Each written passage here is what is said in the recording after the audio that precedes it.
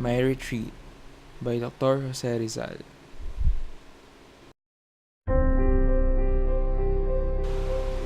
Beside a spacious beach of fine and delicate sand, and at the foot of a mountain greener than a leaf, I planted my humble hut beneath a pleasant orchard, seeking the still serenity of the woods, repose to my intellect and silence to my grief. Its roof is fragile nipa, its floor is brittle bamboo, its beams and posts are rough as rough hewn wood can be. Of no worth it is certain is my rustic cabin, but on the lap of eternal mouth it slumbers, and night and day is lulled by the crooning of the sea.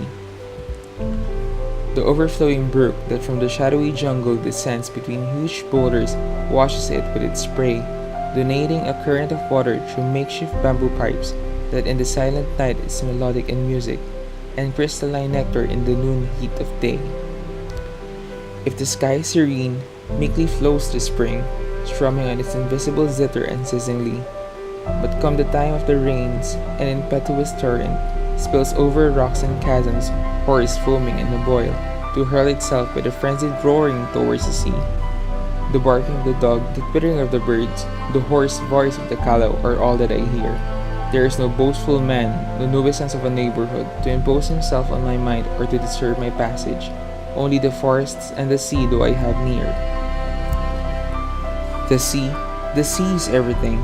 Its sovereign mass brings to me atoms of a myriad faraway lands. Its bright smile animates me in the limpid mornings, and when at the end of day my fate has proven futile, my heart echoes the sound of its sorrow in the sands. At night, it is a mystery. Its diaphanous element is carpeted with thousands and thousands of lights that climb. The wandering breeze is cool, the firmament is brilliant, the waves narrate with many a sigh to the mild wind, histories that were lost in the dark night of time. 'Tis said they tell of the first morning on earth, of that first kiss with which the sun inflamed her breasts, when multitudes of beings materialized from nothing to populate the abyss and the overhanging summits, and all the places where that quickening kiss was pressed. But when the winds raged in the darkness of the night, and the unquiet waves commenced their agony, across the air moved cries that terrify the spirit, choirs of voices praying, a lamentation that seems to come from those who long ago drowned the sea. Then do the mountain ranges on high reverberate, the trees still far and wide by a fit of trembling seas. The cattle moan, the dark depths of the forest resound. Their spirits say that they are on their way to the plain, summoned by the dead to a mortuary feast. The wild night hisses, confused and terrifying. One sees the sea afire with flames of green and blue, but calm is re-established with the approach of dawning, and forthwith an intrepid little fishing vessel begins to navigate the weary waves anew. So passed the days of my life in my obscure retreat, cast out of the world where once I dwelt, such as my rare good fortune, and Providence be praised for my condition, a disregarded pebble that craves nothing but moss to hide from all the treasure that in myself I bear. I live within remembrance of those I have loved, and hear their names still spoken who haunt my memory.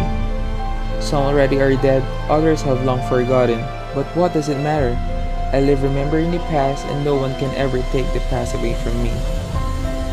It's my faithful friend that never turns against me, that cheers my spirit when my spirit's in loathsome rate, that in my sleepless nights keeps watch with me and prays with me, and shares with me my exile in my cabin, and when all doubt alone infuses me with faith. Faith do I have, and I believe the day will shine, when the idea shall defeat brute force as well, and after the struggle and the lingering agony, a voice more eloquent and happier than my own will then know how to utter victory's canticle. I see the heavens shining as flawless and refulgent as in the days that saw my first illusions start. I feel the same breeze kissing my autumnal brow, the same that once enkindled my fervent enthusiasm and turned the blood ebullient within my youthful heart. Across the fields and rivers of my native town, perhaps has traveled the breeze that now I breathe by chance. Perhaps it will give back to me what once I gave it, the sighs and kisses of a person idolized, and the sweet secrets of virginal romance. On seeing the same moon as celebrates before, I feel within me the ancient melancholy revive. A thousand memories of love and vows awaken. A patio, an azotea, a beach, a leafy bower, silences and sighs and blushes of delight. A butterfly at thirst for radiances and colors, dreaming of other skies and of larger strife. I left, scarcely a youth, my land and my affections, and vagrant everywhere with no qualms, with no terrors, squandered in foreign lands the April of my life. And afterwards, when I desired a weary swallow to go back to the nest of those for whom I care, suddenly, fiercely roared a violent hurricane, and I found my wings broken, my dwelling place demolished, faith now sold to others, and ruins everywhere. Hurled upon a rock of the country I adore, the future ruined, no home, no health to bring a cheer. You come to me anew, dreams of rose and gold, of my entire existence a solitary treasure, convictions of a youth that was healthy and sincere. No more are you, like once full of fire and life, offering 1,000 crowns to immortality. Somewhat serious I find you, and yet your face beloved, if now no longer as merry, if now no longer as vivid, now bear the superscription of fidelity. You offer me, O illusions, the cup of consolation. You come to reawaken the years of youthful mirth. Hurricane, I thank you.